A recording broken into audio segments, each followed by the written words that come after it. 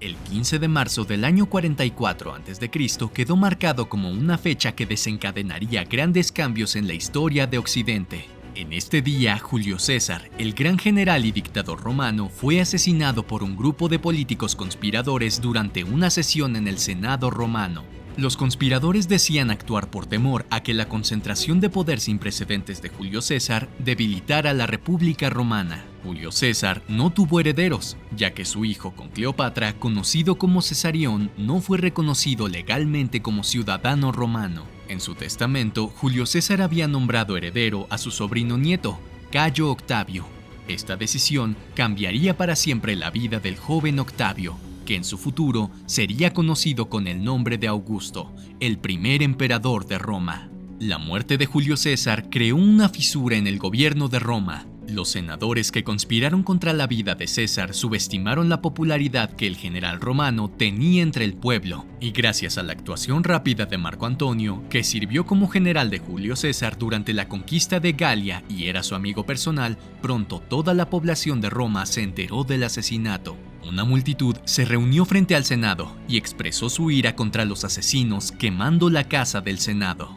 Cuando Julio César fue asesinado en marzo, Cayo Octavio, de 17 años, estaba estudiando y recibiendo formación militar en Apolonia, una ciudad romana de Iliria, en el oeste de la península de los Balcanes. Octavio rechazó el consejo de algunos oficiales del ejército de refugiarse con las tropas en Macedonia y se embarcó en Italia para ver si tenía alguna posible fortuna política o financiera. Esta actitud temeraria pudo costarle la vida a Octavio, ya que pudo ser víctima de algún ataque de los enemigos que le quedaban a Julio César. Tras desembarcar en Lupia, cerca de la antigua ciudad de Brutium, Octavio leyó el contenido del testamento y solo entonces decidió convertirse en el heredero político de César, así como en heredero de 2/3 de sus propiedades. Para desgracia de Octavio, el poder en Roma estaba dividido entre el cónsul Marco Antonio y Emilio Lépido, uno de los políticos más influyentes del Senado romano. Hubo una fracción de intereses entre Octavio y los antiguos partidarios de César, sobre todo porque Marco Antonio se negó a entregar la herencia económica que le correspondía a Octavio. Demostrando una determinación y una astucia increíbles para su corta edad, Octavio pronto consiguió ganarse a muchos de los partidarios de César, incluidas algunas de sus legiones. En el año 43 a.C., Octavio, Marco Antonio y Emilio Lépido establecieron el segundo triunvirato, un acuerdo de reparto de poder que dividía los territorios de Roma entre ellos. Este acuerdo se hizo con la intención de equilibrar los poderes políticos en Roma y aplacar la amenaza de otra guerra civil. Los territorios dominados por Roma fueron divididos, con el este para Marco Antonio, África para Lépido y el oeste para Octavio. La paz no duraría mucho, ya que en el año 41 antes de la era común, Marco Antonio inició una alianza romántica y política con Cleopatra, la reina de Egipto y antigua amante de Julio César. Esta alianza continuó incluso después de que un decreto senatorial forzara el matrimonio de Marco Antonio con la hermana de Octavio, llamada Octavia la Joven. Para permanecer en los brazos de Cleopatra, Marco Antonio se divorció de Octavia en el 32 a.C., una decisión que enfureció a Octavio. En represalia, Octavio declaró la guerra a Cleopatra, lo que lo condujo a la famosa batalla de Actium, el 2 de septiembre del 31 antes de la era común, en la que la flota naval de Octavio atrapó y derrotó a los barcos de Marco Antonio. La armada de Cleopatra se apresuró a ayudar a su amante, pero al final los dos fueron derrotados y escaparon por poco. Marco Antonio y Cleopatra regresaron a Egipto, donde se suicidaron. El políticamente débil Emilio Lépido fue el siguiente objetivo de Octavio en su intento de consolidar su poder en Roma. Lépido, sin embargo, no ofreció ninguna resistencia, dejando a Octavio como gobernante indiscutible de Roma.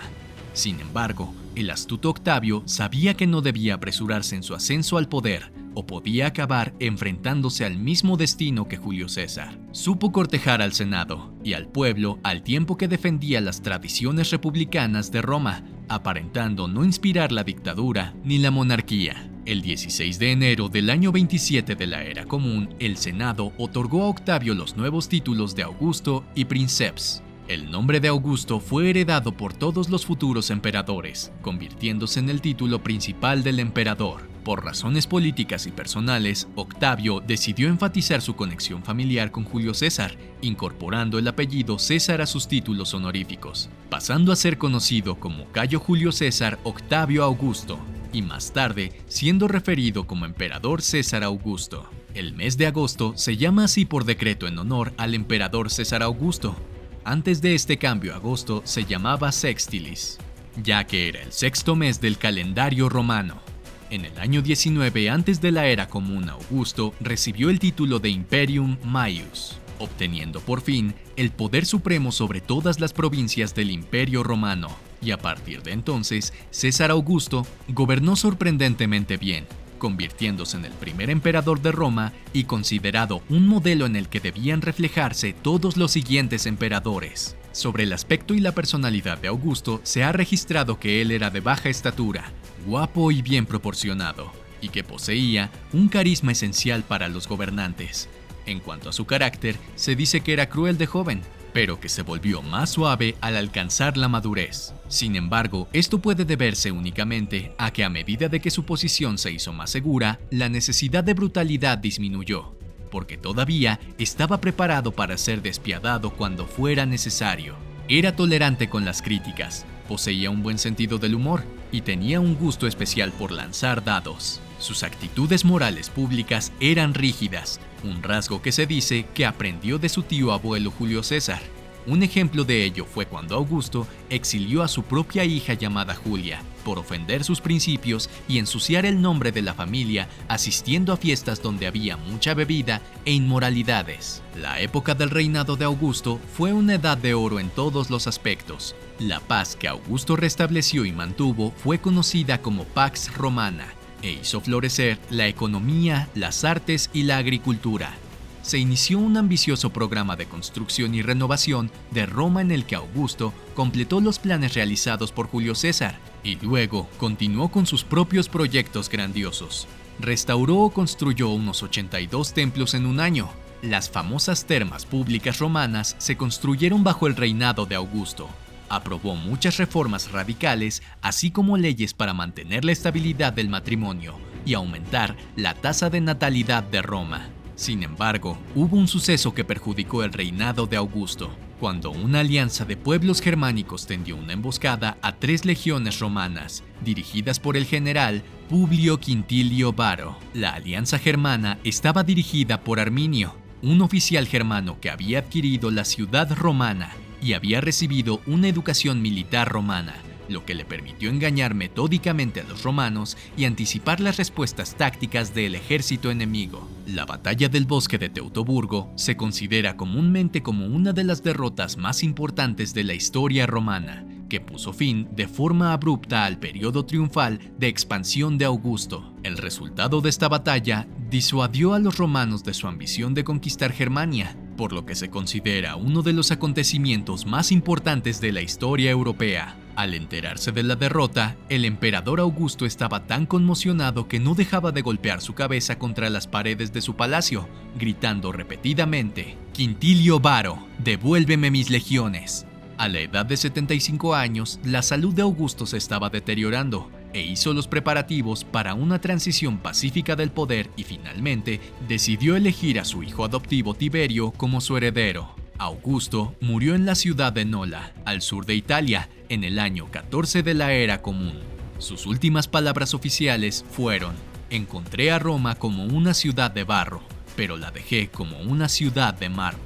Se rumoreaba que la esposa de Augusto, Livia Drusa, había causado la muerte de Augusto dándole higos envenenados. Sin embargo, algunos historiadores consideran que probablemente esos rumores fueran una invención de los enemigos políticos de Augusto. Otra posibilidad es que Livia proporcionara un higo envenenado, pero lo hiciera como medio de suicidio asistido para aliviar el sufrimiento de Augusto, ya que era una práctica común en la nobleza de la época, pues se consideraba una forma de partir con dignidad al más allá. El cuerpo de Augusto fue llevado a Roma, y el día del funeral, todos los negocios de Roma cerraron por respeto al emperador. El cuerpo del emperador fue incinerado y sus cenizas enterradas en su mausoleo.